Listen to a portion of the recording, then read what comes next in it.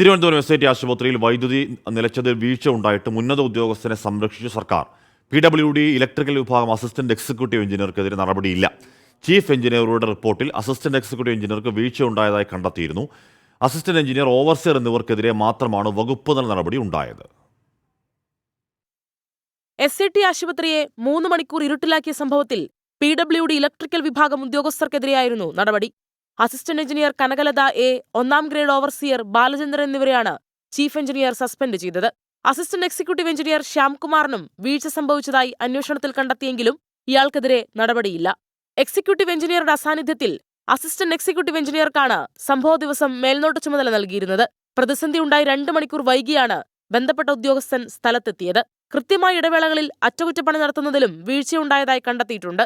എന്നാൽ മേൽനോട്ട ചുമതലയുള്ള ഉദ്യോഗസ്ഥനെ സംരക്ഷിച്ച് മറ്റ് 2 പേർക്കെതിരെ മാത്രം നടപടിയെടുക്കുകയാണ് പൊതുമരാമത്ത് വകുപ്പ് ചെയ്തത്. 24 തിരുവനന്തപുരം.